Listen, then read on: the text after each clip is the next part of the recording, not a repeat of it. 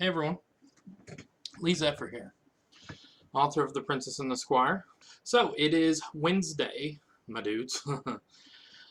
Checking in with you guys. So one of my new plans for the channel is to start uploading videos here to the author channel every Wednesday and upload new content to my Patreon, which I will put a link for down below if you'd like to join that. There's a couple different tiers and stuff. I'm new to the whole Patreoning thing like I am new to YouTube, but I'm trying to put additional content on Patreon every Monday and then put new content here every Wednesday. So yeah, I got me a nice cup of tea. Drinking out of my Chuck mug that I got in New York back when I was in high school on the New York trip. My Buy More mug. Most people probably don't even know what that show is or what that's reference to, but if you do, sound off below because it's one of my all-time favorite TV shows. So today I thought I'd do a fun little author update video for you. Just a quick, fun video. So today what we're going to be doing is I'm going to show you guys and go over my top 5. You all know I like my number 5. Top 5 favorite books that I own. So it's may not necessarily be my top favorite of all time, but these out of my book collection, I have a pretty good growing book collection, and I tried to pick ones that I've either read more than once or that I've read recently enough that I can officially say it does belong in my top 5. And now these will be fictional books. Now I do have some biography books and nonfiction books that I could do another video top 5 favorites on, and honestly I could do another top 5 fictional books as well, like my next top 5s. But for today I wanted to go over and do a top 5 favorite currently owned books that I have read all the way through. And so we're going to dive right in and start with number 5. Now number 5 is a bit of a throwback for people. And it is Mrs. Frisby and the Rats of Nim by Robert C. O'Brien. Hold it up there. It's a cute little cover. I got this actually at Books A Million for like $3.97, I think. So yeah, so if you don't know the story about Miss Frisby and the Rats of Nim, I'll read you a little synopsis here. Mrs. Frisby, a widowed mouse with 4 small children, must move her family to their summer quarters immediately or face almost certain death. But her youngest son, Timothy, lies ill with pneumonia and must not be moved. Fortunately, she encounters the Rats of Nim, an extraordinary breed of highly intelligent creatures who come up with a brilliant solution to her dilemma. So, I've actually not read this one in a little bit. It's been a little while. I remembered reading it as a kid. This was one of the books I read back in my youth. This one is a 2006 version, but the book itself is way older than that. I don't know if it says in here how old, but, oh, it's even illustrated. I didn't know that. It's even got, so this version actually has some of the, like, illustrations and stuff on the tops there.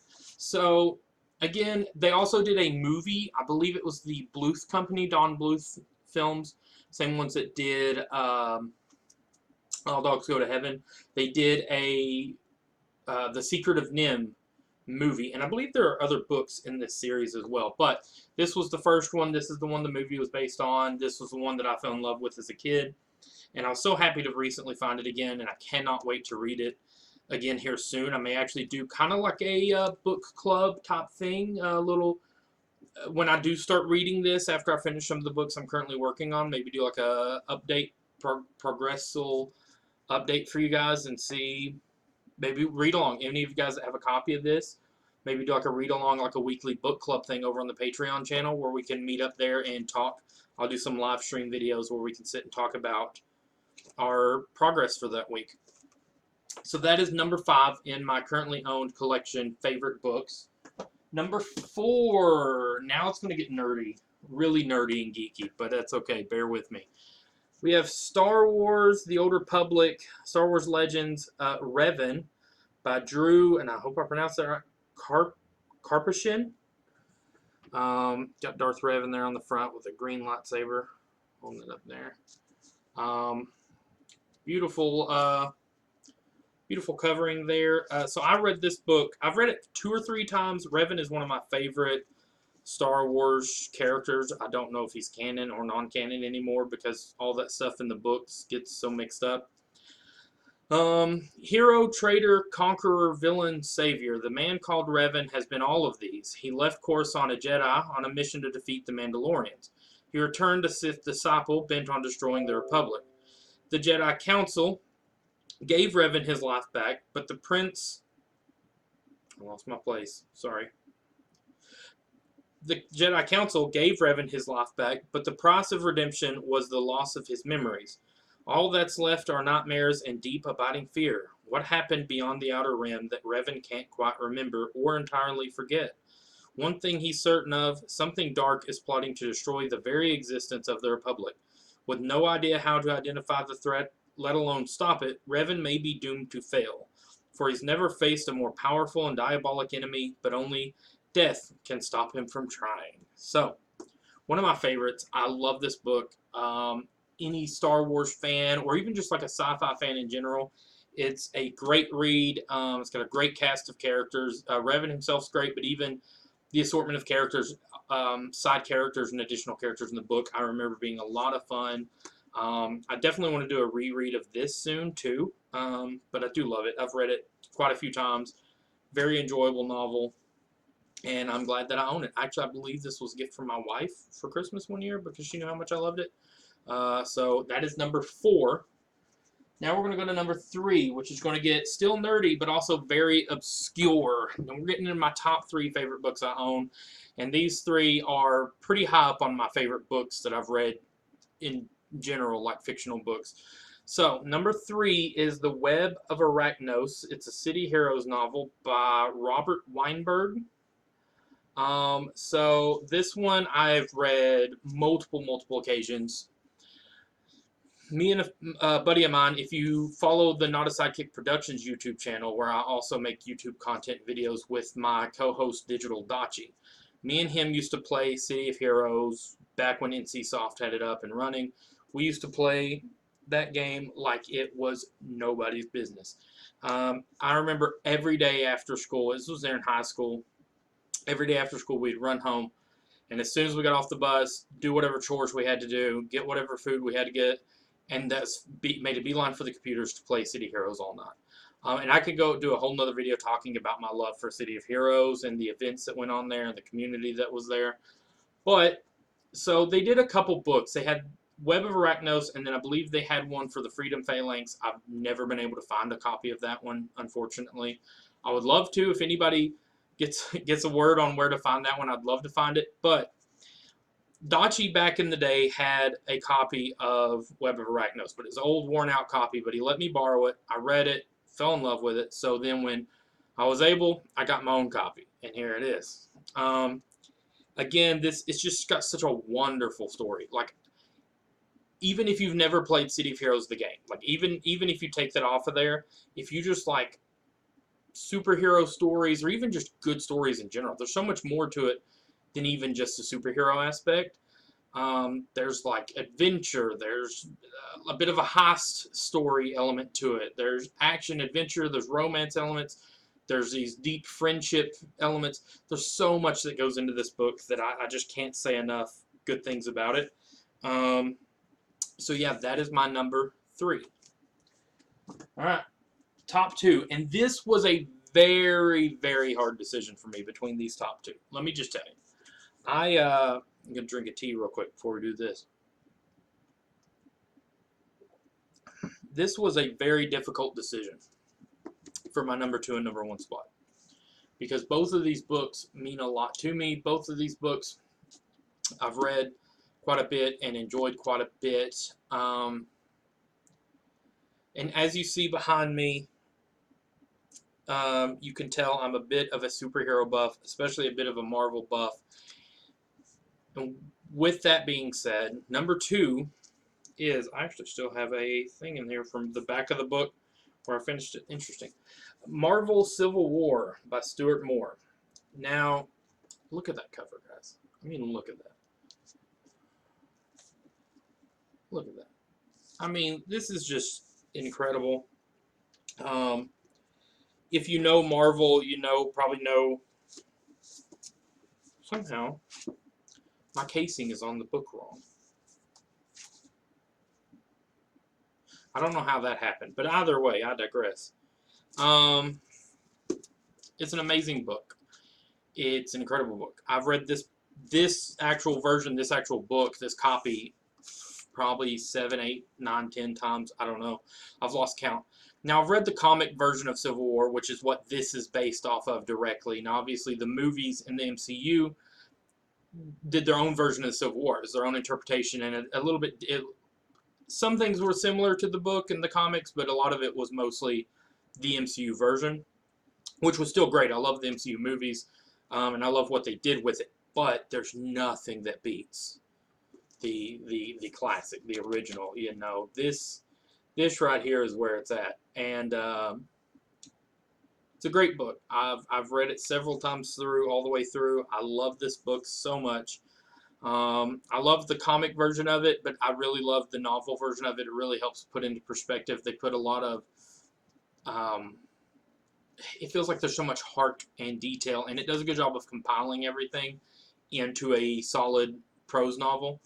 So that is my number 2 favorite book in my collection that I own. Now, my number one favorite book that I own in my collection is one that you would not expect, because I only recently purchased this book. I actually got it. Well, no, I guess it wasn't recent. When did I get this? It's probably been about 2 years that I've owned this book. It was about 2 or 3 years ago I got this book. And I've read it, I think, twice now, but it still makes number 1, and I'll tell you why.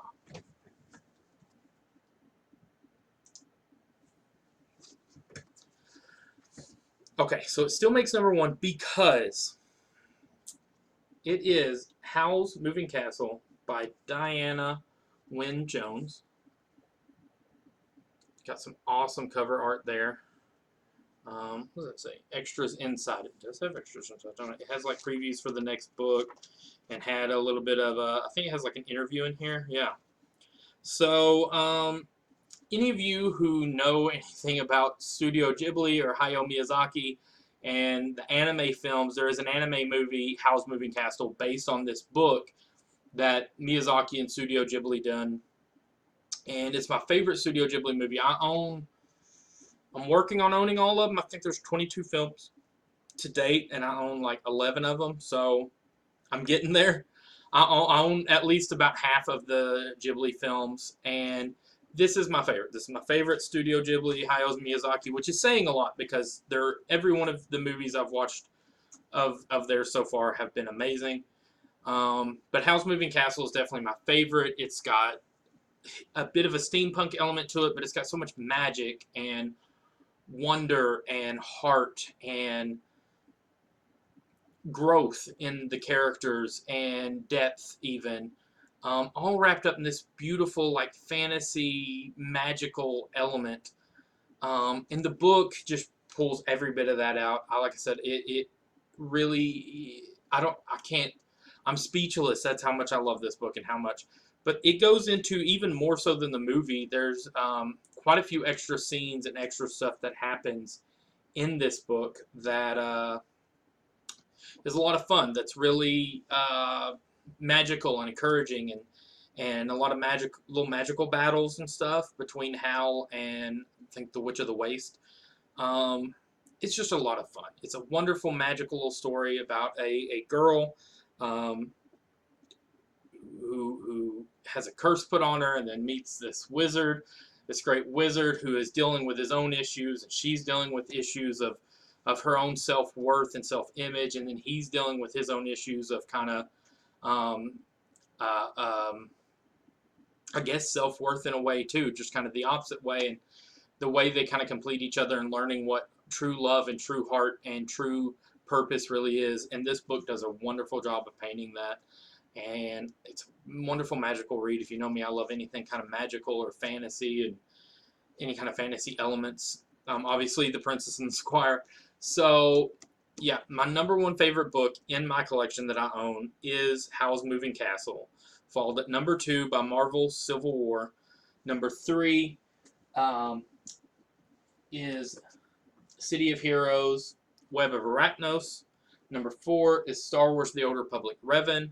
And number 5 is Mrs. Frisbee and the Rats of Nim. So there is my top 5. I do want to do one honorable mention, though. It's a fun one. Honorable mention is I wanted to talk about how much I love a book that I have that my mother-in-law actually got me a couple years back. And it is the It's a Great Pumpkin Charlie Brown Deluxe 50th Anniversary Edition.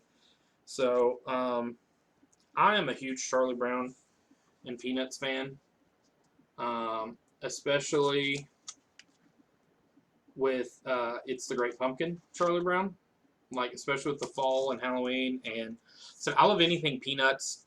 I've got 2 Peanuts mugs. I don't know if I've used those yet before, if you've seen those yet before here on the channel, but I have 2 different, no, 3, I'm sorry, let me rephrase, I have 3 Charlie Brown Peanuts mugs. Obviously, I have the movie of It's a Great Pumpkin, and I believe we have the Christmas one, too. We have a couple of the Charlie Brown movies. I'm just a huge fan. I grew up on Charlie Brown and the Peanuts, and It's a Great Pumpkin is one of my all-time favorites because Linus is my favorite character from Peanuts. I used to have a blanket I carried around all the time as a kid, and my grandparents always called me, my grandma definitely called me Linus a lot in reference to the show.